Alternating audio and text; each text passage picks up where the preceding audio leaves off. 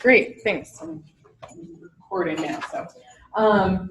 Yeah, I'm originally from Wyoming, so I'm really excited. I'm going to be moving back in the next couple of months to Laramie, so that's exciting for me.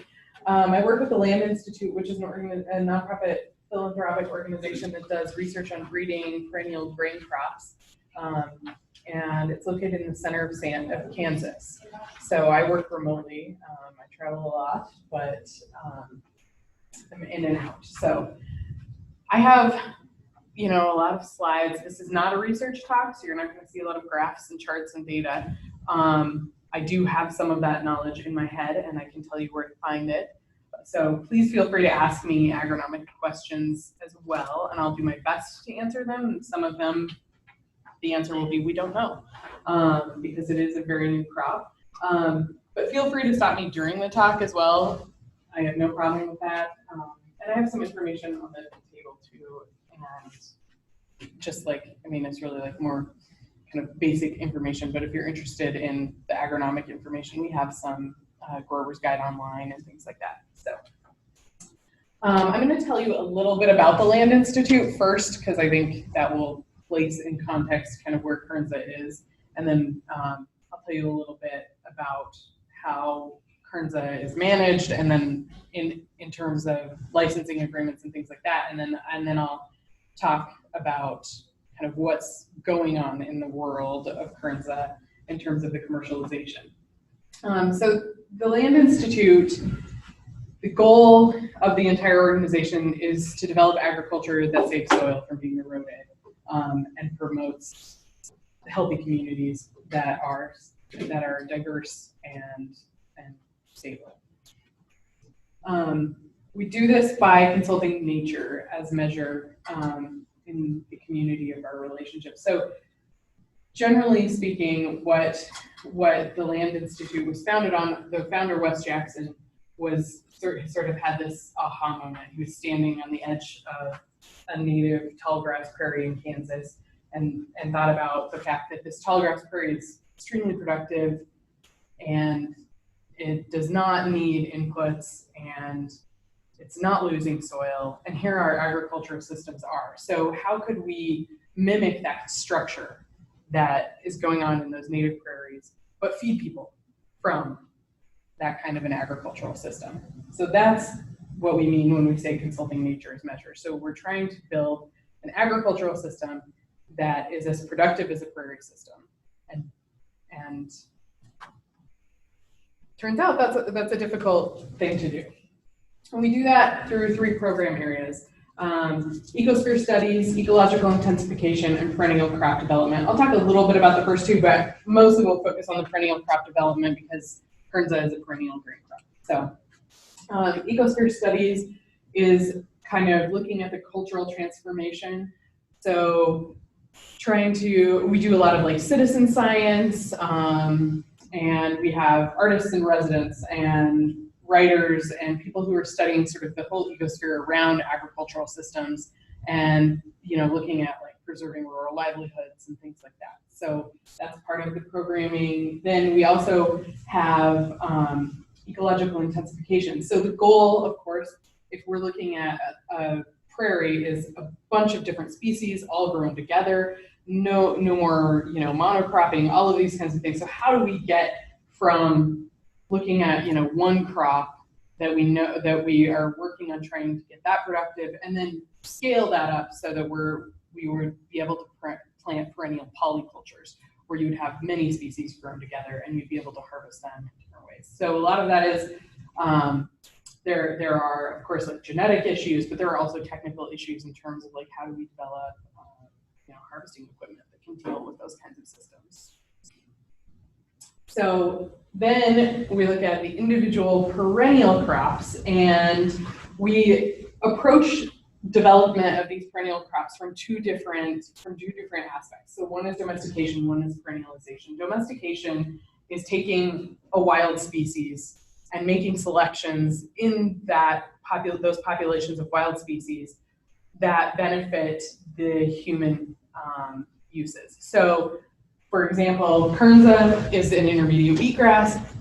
selecting for larger seed size, selecting for reduced shattering or seed loss in the field, for uniform ripening of the grain, those kinds of things. That's kind of the domestication side. Perennialization is where we take what's currently an annual crop, for example, wheat, and we cross it with a wild ancestor or a wild relative that's a perennial, and we try and keep all of the good things that we like about wheat and add those perennial traits to it in order to have a productive grain crop that is also a perennial. So those are kind of the two aspects that we look at. So we have programs, Silphium, which is a type of native wild sunflower.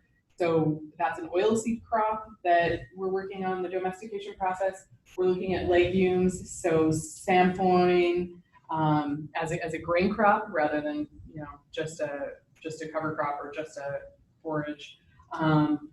We're also looking at lupins and then we also have an alfalfa program that's breeding alfalfa as a companion crop with Kernza. So again, looking at scaling up and having more than just a monoculture. And then perennialization, we're looking at wheat. So we have a perennial wheat program. We have a perennial rice program that is based in China. It's very successful. It's probably the most successful of any of our grain crops.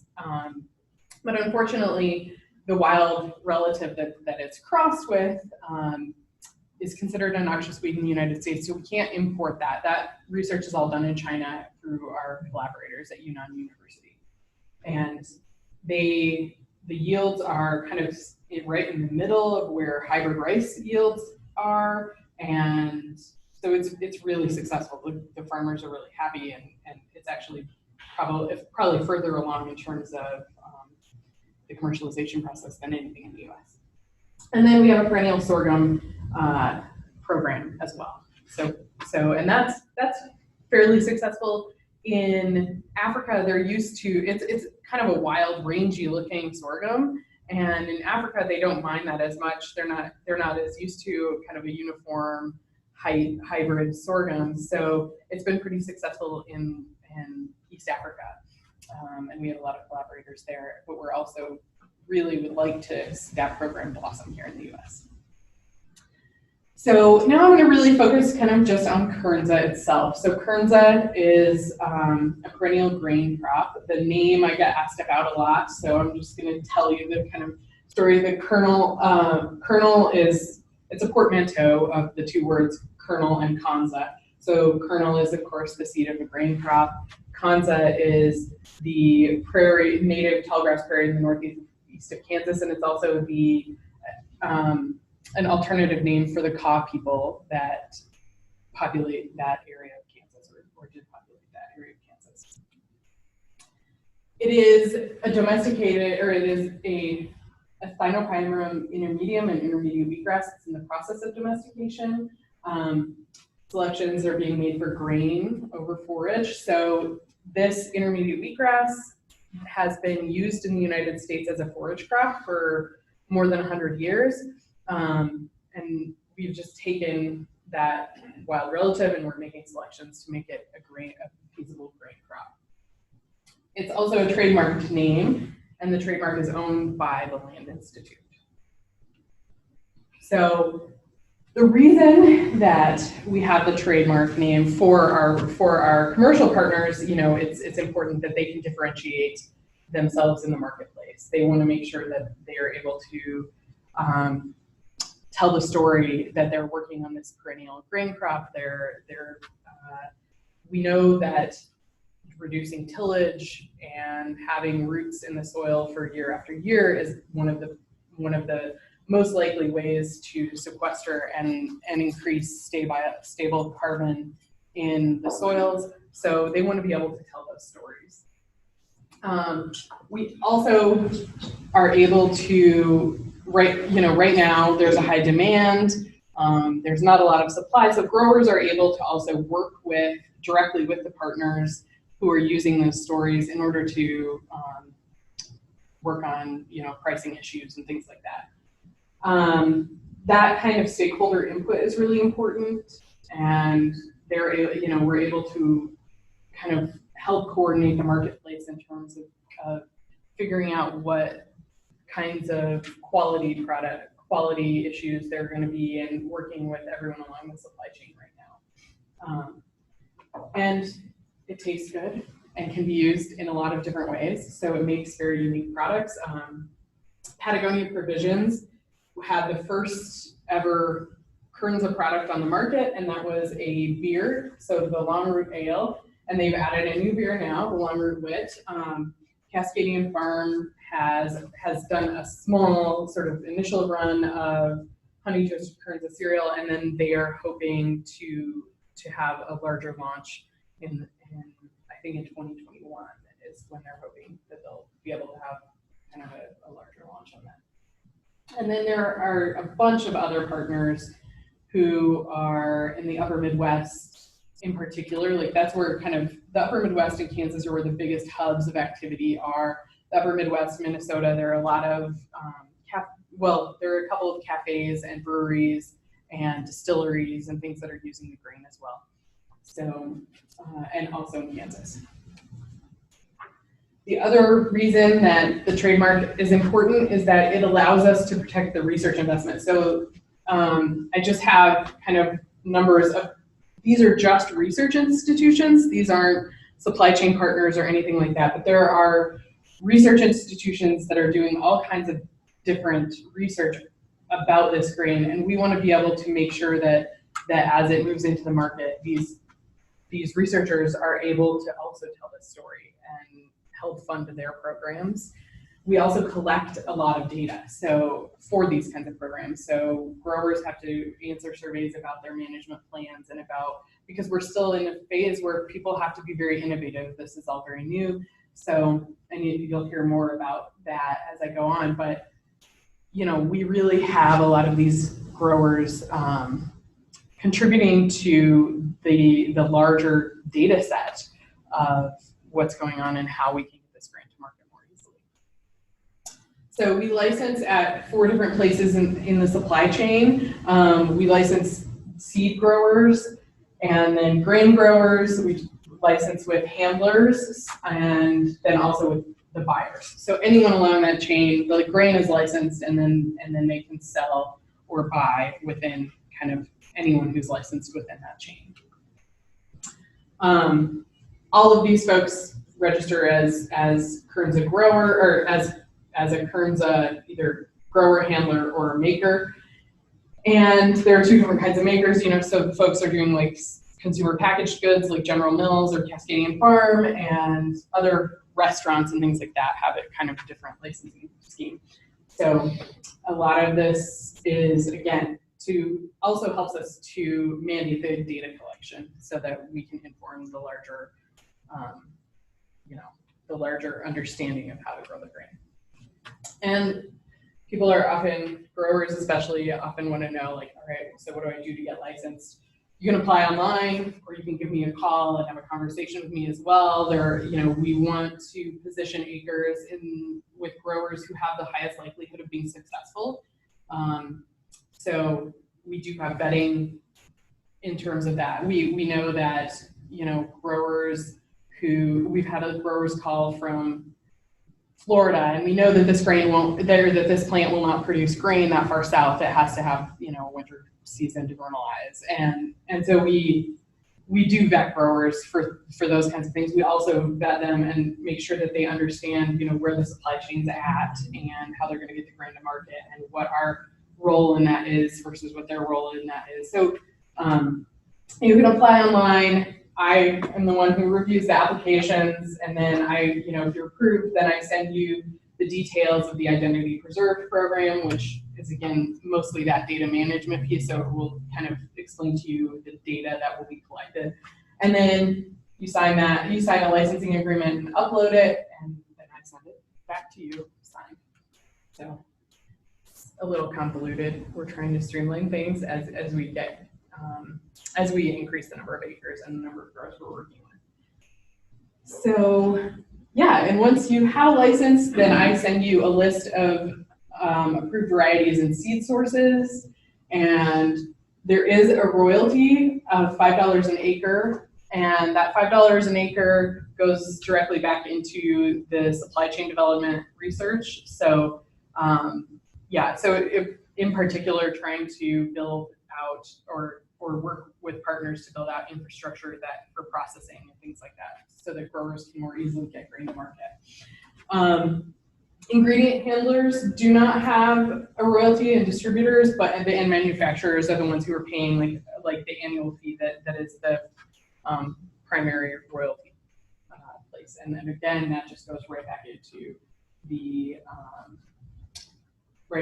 research program. Right now, Kernza is very small scale, so we have about 2,000, a little more than 2,000 acres.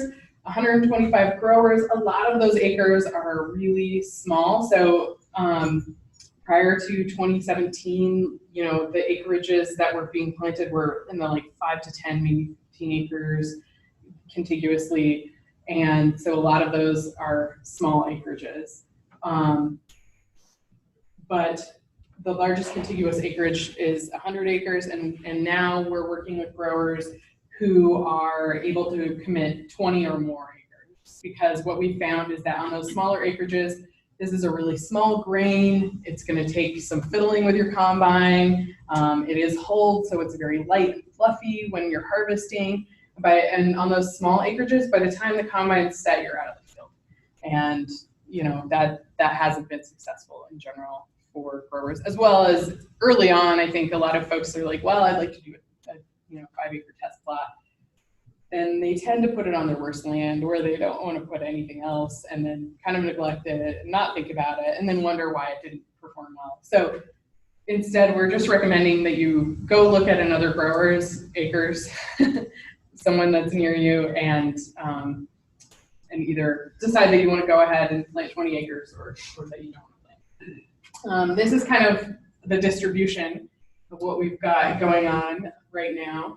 So most of the acres are organic or transitional. There are some conventional acres, and this is mostly driven by the market right now. Cascadian Farm wants organic, Patagonia Provisions wants organic, and so that's why there's a large push for that. A lot of the smaller bakeries and cafes also want organic. So also, there are no herbicides or pesticides that are approved by the EPA, so you can't spray it and then sell it as grain. And that's fine for all of you guys because this is an organic conference, but it's just something that we want to make sure that everyone knows. So this is all an experiment, right? We are really in the first 5 years of even thinking about getting this grain from research plots onto people's plates. This is a very new process, and there are a lot of this. I kind of just went over. I should switch these, but but there are a lot of challenges that go with getting this crop to market. If you think about the fact that we've been doing this for so few years in the larger scheme of things, right? 10,000 years ago is when wheat domestication started. So we've had all of this time to figure out planting depth, spacing, equipment, supply chains, right? And I'm not saying that we've done that for 10,000 years, but certainly all of that research, all of that basal research in terms of just having the right genetics has taken 10,000 years for us to get there. So Kernza domestication began 15 years ago in earnest. So we have this tiny bit down here at the end of this timeline that we're working with. But we do have tools in our toolbox that are going to help us bridge this 9,985-year gap a little more quickly, hopefully. Genomic selection is one of them. So our breeders are working on genetic improvement for seed size. We're right now at about 1/3 the size of wheat. We expect in the next 2 to 5 years we'll be at more than half the size of wheat. So we're making improvements in that. Also decreased shattering, uniform maturity of the seed heads. Right now, the intermediate wheatgrass really ripens from the top to the bottom of the plant. And also just understanding the agronomics of the crop. What is the best spacing? We know that in organic systems, it's a fall planted crop, so it needs to be planted early enough that it gets a good establishment before it goes dormant. Without that, we know that it has a really hard time competing in that first year in the spring. And we've seen yields anywhere from 0 to 40 pounds an acre if you don't get it in early enough to make sure that it can compete, or you plant it into a field that doesn't have good weed control. On the other hand, we also know we've also had organic growers who plant on a wider spacing so that they can get in and till, and that has been successful for some of them. So we're still in this phase of trying to innovate about what are the best practices for all of these different kinds of systems and different places. And then the goal, of course, is to have the supply meet the demand. Right now, the demand for Kernza is much higher than the supply has been thus far. So, I know, as I said, Cascadian Farm had a really small run, and they really did that small run because they had purchased some grain hoping to be able to release a product, and they wanted to use it before its shelf life was going to go away. So they just did a small run that was really a fundraiser for the Land Institute. And then 2021 is when they're really expecting to actually release a product. So, and again, that's just us learning about how to get the supply to the buyers who are ready. Yeah, and that's again part of the challenge in this gap filling is supply chain development. So this is a hulled grain; it has to be dehulled. Working with processors who are willing to, work with a finicky small grain that's different than anything they've ever done. They may have dehulling equipment that's sized for oats, and we're asking them to do something that's quite a bit smaller than oats. So finding those right partners, and of course, when we're working with larger commercial partners, Kernza gets put at the very back of the line. So even if there is supply, buyers are really having to wait for it. So we're trying to work on developing infrastructure and supply chain that would be a little bit more focused on Kernza as well. So the timeline for commercialization, we are considering what happened prior to 2018 was like the Wild West. Our breeder often says, he's like, people are like, well, how do you get seed? And our breeder, when I talked to him about it, he's like, well, I basically say no to everyone. And then there were like a few people who just pestered me enough that I finally sent them some seed. So that was how decisions were being made about placement of acres and things like that prior to 2018. And then now, we're really only 2 or 3 years into this pilot phase where there's still a lot of risk taking, there's still a lot of innovation that's got to happen, but we're trying to be more strategic and more coordinated about it. And we're hoping that this will last, just about 10 years, and then we'll have Kernza that's a little bit more mainstream that you'll see on the market. So we're trying to do things that will also help provide information to everyone across the supply chain, updating the website so that it's really a repository for accurate information. So that should be launched about mid-March. So, keep looking if you're interested, keep looking back for new resources that are going to come online then. We're looking at improving varieties. So right now, most folks are planting the TLI C5. We have contracted seed production acreage this year for the first time, or in 2019 for the first time. So the harvest will be in 2020. It's the first time that we will have had like an actual seed supply. Everything else was sort of like, oh, we need some seeds, so let's hold back this grain, and we'll go ahead and plant it. But of course, as you all probably know, that comes with a lot of issues often of, poor germination because it wasn't handled gently. It was handled for the food market and then either, had sprout damage or got too hot or whatever and damaged the germination. So, and then the University of Minnesota has the first variety release out of their program, Minnesota Clearwater, and they have available about 2,500 or 25,000 pounds of Kernza seed that they are currently vetting growers for. They have a large incentive from the Minnesota Department of Ag.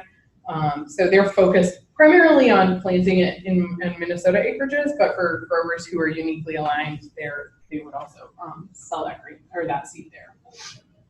And then we're working on implementing more streamlined data management collection.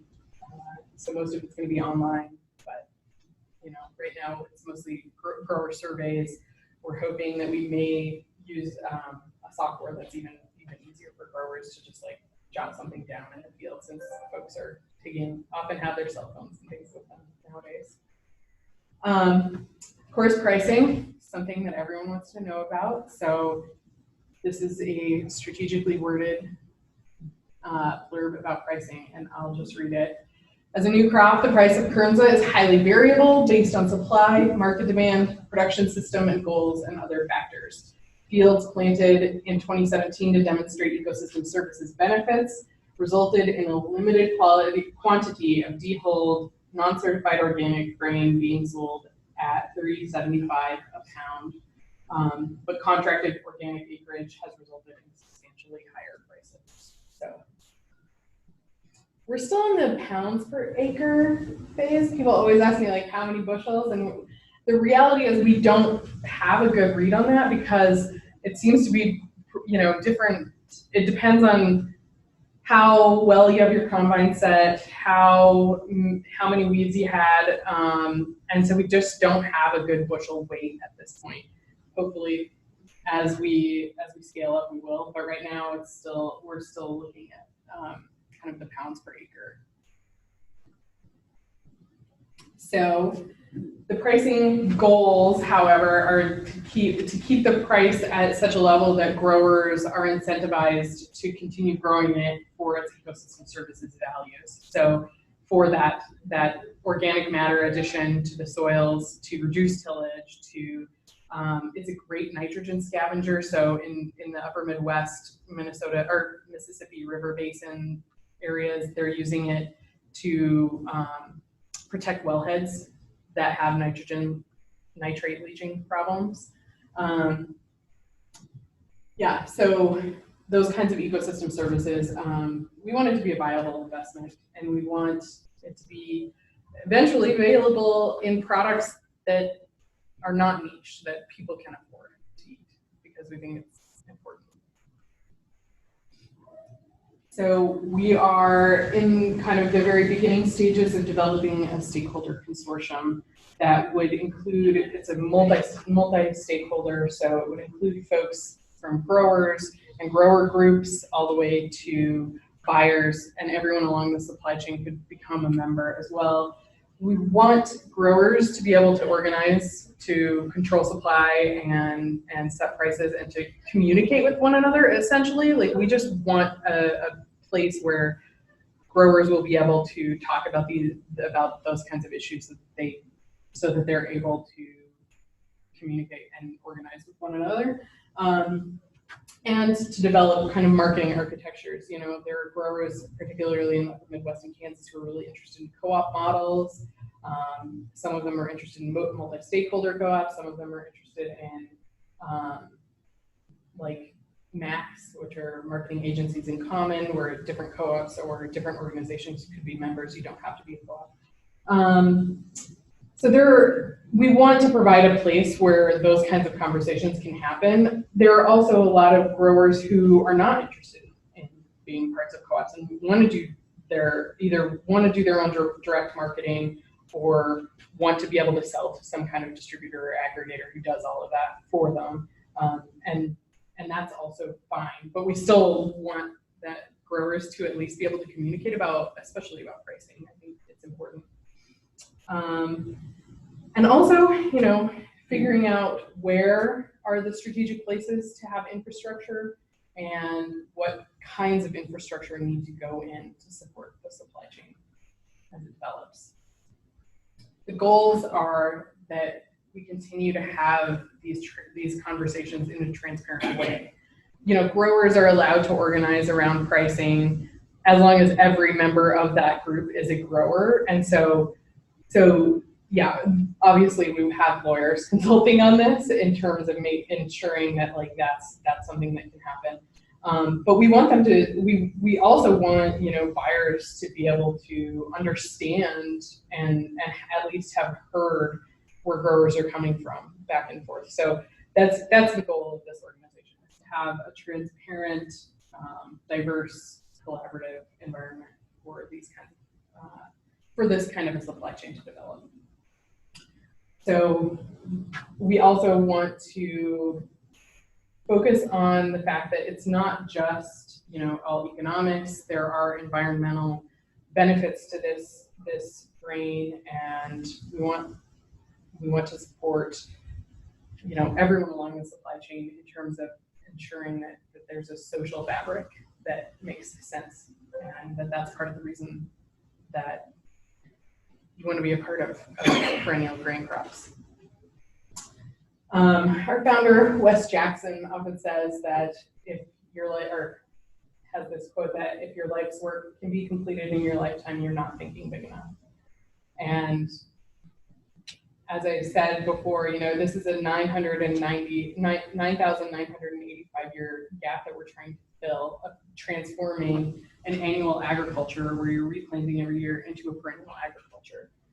That may not happen in my lifetime, but it certainly is going to, we're certainly in a position to further that effort. And you know, in the face of climate change, it's extremely important. So I think that is all I have, and I'm happy to take lots of questions because you guys were so quiet during. So yeah. So what is the protein level? The protein is very high. It can be up in, you know, the 14 to 20%, but it's a weak gluten, so it does not perform similarly to like a hard red wheat. It's somewhere between like a soft white wheat and rye in terms of performance. It's not a strong gluten. It's actually good news for some of us. Yeah. Yeah. I have a couple questions. My first one is, how does it, you're showing it kind of pretty in the field in this bunch pattern. How does it do as an ornamental? That's a weird question, but yeah. Would you have, for these people who want to grow these maybe more urban gardens where they're mixing things in? Sure, I get so many questions about it. Yeah. Right now, the seed supply has been so tight. Right, of course. But in the future, I mean, I would love to know. Yeah, like, you know, we have partners like the Botanical Gardens in Missouri, and I think even the Denver Botanical Gardens contacted us about trying to add it. So certainly there are places that are really interested in having it as a demonstration, and there are certainly gardeners who want to get their hands on seed. But it's been so tight that we've been strategic about who we've. And I'm not saying to see the world by having it ornamental in people's gardens, but I do think when plants are pretty, they do have a tendency to be marketed really nicely, you know? Yeah. Like, here's these demo. I'm thinking, for example, a brewery who serves beer could have it in their garden. Sure. And that's my next question. So is it malted? So the malting research is sort of nascent. Okay. We're partnered with a couple of different folks who are working on malting, and yes, it can be malted. But it's not malted in beers that are. It is not malted in the beers that are currently on the market, in large part because the volume at which they need it to be malted hasn't been possible yet. I know Patagonia is thinking about doing some floor malting because it's such a small grain that it falls through most of the screens in kettle malting systems. So, but we do have partners who have figured out how to change those screens and can do it. And I know that they're in the process of raising capital to have a craft malting facility that would be focused on on artisanal grains, Kernza being one of them, that they would have the ability to do that. Yeah. Water requirement. Yeah, so it needs it depends, right? So it needs about 15 inches a year in a cooler climate. If it gets really hot, it's going to need more. It deals better with drought than it does with standing water. So yeah, in a higher elevation or something like that, then 15 inches a year is pretty adequate. Yeah. Is it as sensitive as wheat to high temperature during rainfall? You know, I think we don't know, basically, but we haven't had a problem in Kansas, and it gets, it gets quite hot. I think as long as it has adequate water, we haven't seen it shut down. So Wheat, if the temperature is 95 degrees, it will run to maturity real quick. yeah, It'll shut down the grain field process and mature. Yeah. Because it's cools each annual. The other question is, as a perennial, to harvest it, you'd be looking at monoculture.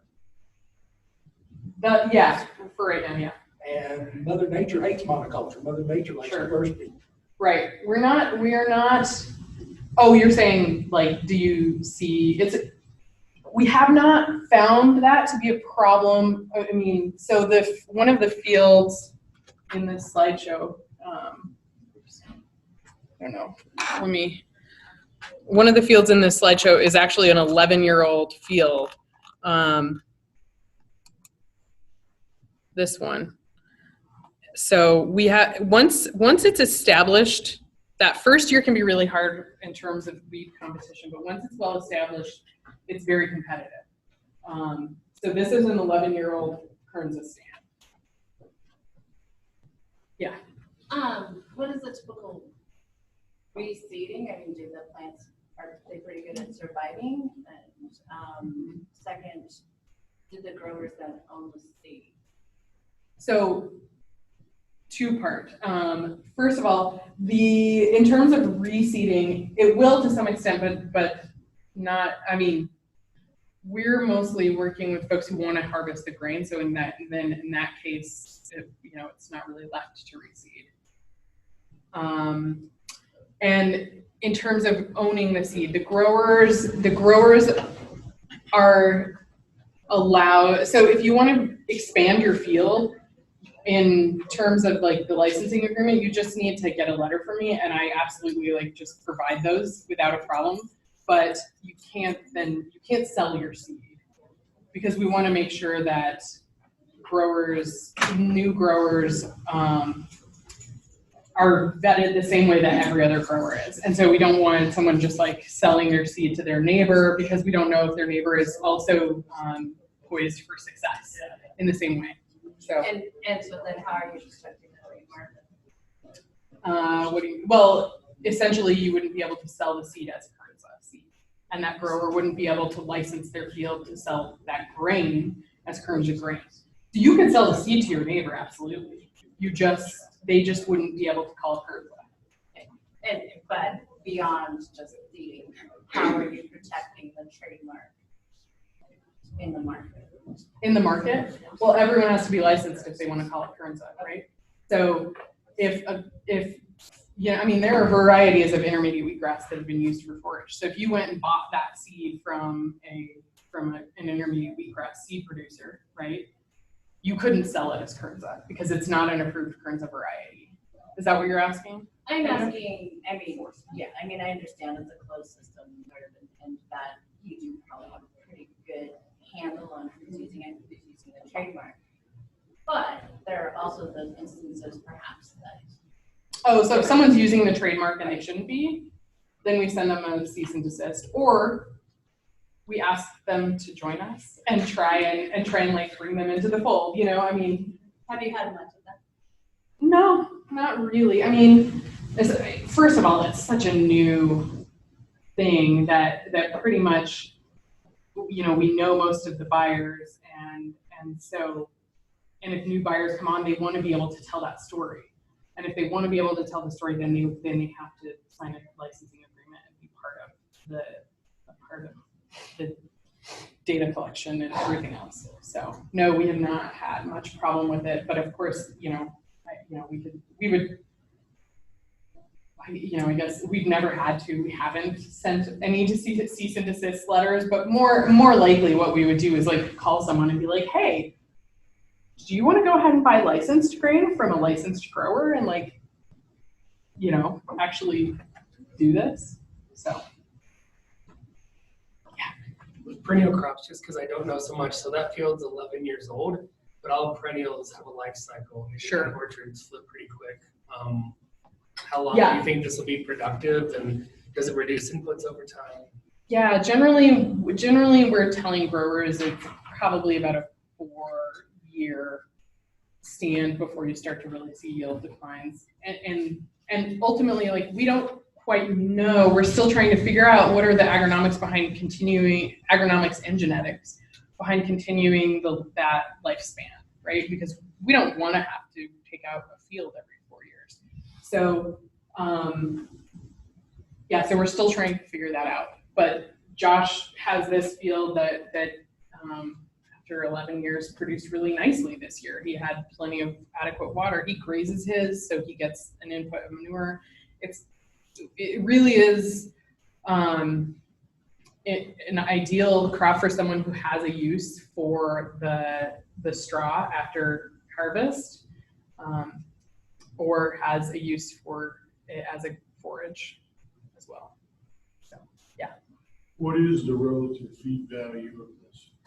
So I can't answer the question exactly because I'm not a grazing specialist. The manual online talks a lot more in depth about the grazing value or the feed value, but it's higher than like a wheat straw.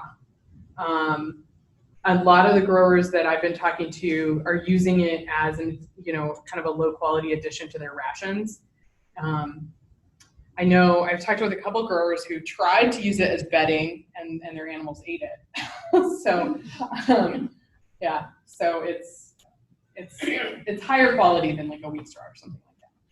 Okay, and you're looking for organic production? Yeah, because that's where the market is. So certainly that's And is the seed that's available for that production, is it to the point where it's certified now so that yes. we don't end up with issues? So we're in the certified seed or certified organic seed? Certified organic. Okay. So, because those are kind of two different questions. There is no certified organic seed available on the market. So you're still okay to use this because it's impossible to get certified organic seed of Kernza right now. So how would you do that then? Would you start with like a transitional bunch of acres and bring in what you have and basically try to convert that seed crop? Well, so in order to for planting seed, you can plant non-organic seed. It just can't be treated. And you have to show that, and I provide letters to all of our organic growers that says, this is non-GMO and there is no organic seed available. So you're allowed to plant it. Okay. But in terms of like an organic seed system, we're just not, like I said, this is the first 2019 was the first year that we had even contracted, that anyone had even contracted actual seed production. Okay, and then my final question. Yeah. No. In Northeast Colorado, how many organic acres are you looking for? I got a grower over here. You should definitely call me. I have a card. Well, so we also we have more growers in Colorado, or another grower in Colorado, so in Kansas, and that's actually, this is a prime, certainly one of the areas that I think we're the most, we think has the most promise to produce really high quality grain, in particular because, central, like we've been producing a lot in the upper Midwest, but we get vomitoxin and aflatoxin issues up there because it's so cold and wet. And yeah, anyway. So yeah, we're definitely interested in placing some acres in this area. So yeah, give me a shot. One other question. Yeah. As far as your equipment to harvest this and storage facility, we got to revamp something here if this is that small of a seed. Yeah, so a stripper header works great. Okay. In the upper Midwest, folks have had primarily been swapping it and then using pickup header. And, you know, you get a lot of, if you catch a rain or something like that, obviously it's a huge problem. And then it's also, just ends up with more junk in with the grain. So the cleaning is a little bit harder. But stripper header was designed for forage grass seed, so it works great. I know folks have used a draper header and have had success with that as well. We have custom combiners who do that. So in terms of like, there is equipment that works fine for this. And then, yeah, I'm trying to think, what was this? There was a second part I was going to address, but I can't remember. Oh, storage. Yeah. So because it does have that non-uniform ripening, it does need to be aerated, generally speaking. You know, I mean, if you're swathing and you don't catch a rain, then it can be dry enough that it's not a problem. But in general, it does need to probably be aerated because the supply chain at this point is so new that generally you aren't able to move it day of. Right. Yeah. But even a flooring in a bin, let's say, for wheat would still be too large. Yeah. Yeah. And folks have had, I mean, you know, getting it in and out of the bin is a pain, from what I've heard. Because it doesn't, you know, because it has a hole and it's so light and fluffy, it doesn't flow, you know, it doesn't flow like wheat. Because the equipment wasn't designed for it. So, yeah. I don't know how to address it at this point, but yes, you're correct. Yeah.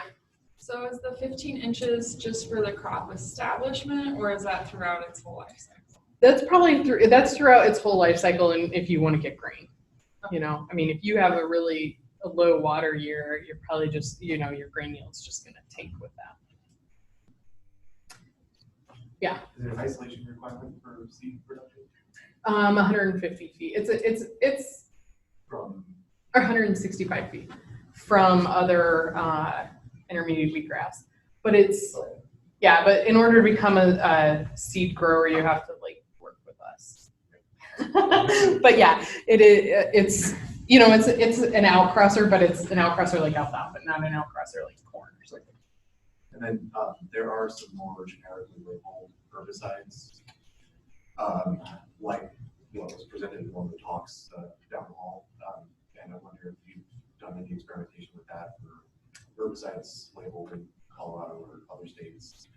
No. Specifically, this caproic acid could be one that is the same problem that's encountered with hemp, where there are no herbicides registered, but that's one that's registered with for hemp specifically. Okay. But then it's also labeled very broadly, kind of like horticultural vinegar or something like that. So it could be used for wheat burn down potentially. Yeah. I'm not advocating for that, but the more general labels may be appropriate to allow somebody to have an option for wheat. Yeah, and we have not looked at any of those like more broadly labeled herbicides or anything. I think in part because we haven't had capacity to do that kind of research. So if you're interested, let me know. And then, so that's part of it. And the other part of it is that it's a lot easier for me to tell growers you can't spray it than to say, well, except you can do, you know, in terms of just my capacity to manage the expectations of growers in terms of what their tools are, which is a capacity issue. And should we come up against someone who has the information and knows this more broadly than I do, and then I, you know, obviously would be happy to work with someone. Yeah. Curious about the density over time, like, does it rise ominously spread? Yeah, so I know folks have worried about it sodding in, and they've done studies where they've had larger plant spacing so that they could till in between that, which, you know, from the Land Institute perspective, right, it kind of defeats the purpose. The whole goal is to reduce having to till. But I know that there's been concern about that, but I actually haven't heard a lot of stands actually having the problem. So I know that more broadly folks are worried about it. I've not had anyone call me and say, well, mine sodded in and now it's not producing, so I haven't actually encountered that. But it's definitely something that we're watching, and that I think the folks at Minnesota may even have trials on right now. So this is my bias, but do you know if it's considered a specialty crop? Because there's a whole pool of money that could open up with this, and it's kind of. I think it falls into the wheat category, and the specialty crop grants are gonna cover that. yeah, That was my first thought with this too. yeah, I don't know. You can find a loophole. I'm not sure. I'm not sure whether whether it is a specialty crop or not. I know. I'm trying to remember because I used to. I think we got some specialty crop money in Kansas, actually. I think. Don't quote me on it, but so I think there's the possibility anyway, because it's still such a niche that. So I have one question Yeah. for you before we have to end. You know, you refer to this as a perennial, but do you know the extent of range that it will grow? I think here in Wyoming, we're really a zone 4, because we get down to -30. We have a dry, higher pH soil. Mm-hmm. You know, where moisture is kind of iffy. Do you know what? Yeah, I mean, we're exploring that. We know that it grows at latitudes as high as northern Sweden and as low as central Kansas. And we have some folks who have it in New Mexico at a high elevation. So, but you know, with only 3 years of like looking at it in terms of commercial production, we don't know the exact range or extent. We know that, you know, it is very winter hardy. If you can grow winter wheat, then Kernza will have no problem growing there. In fact, you know, we were just driving around in New Mexico. I was driving around with a breeder, and we pulled over to just like look at some of the fields with the growers we were with, and Lee looked down and he said, "Oh, well, you know, your highway department's clearly using intermediate wheatgrass as an erosion control." So we know that it grows very broadly, right? It's been used because we know that the species has been used very broadly in the U.S. We know that it has a high probability of doing well as long as it has about 5 or 6 weeks of temperatures below 30 or below 50 degrees for that vernalization requirement. No.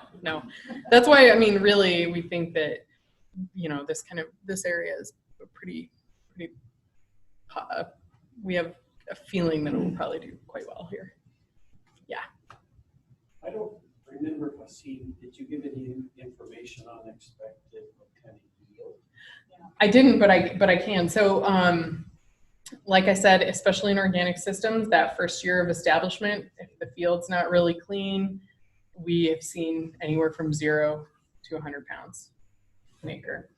The second and third year, we've been saying to plan on about, you know, 200 pounds an acre for the second and third year, and then maybe a little bit less, 150 for the fourth year. But this year, most of the growers or the average yield was about 500 pounds an acre. And we know on research plots, we've seen as high as 1,100 pounds an acre. So we know that if we figure out the management practices, if we figure out the harvest practices, that there is a yield potential there. We just are still innovating about how to get there. So, and of course on research plots, you know, you've got somebody out there who can hand hoe and baby it along. So, but we certainly know that it has a high yield potential.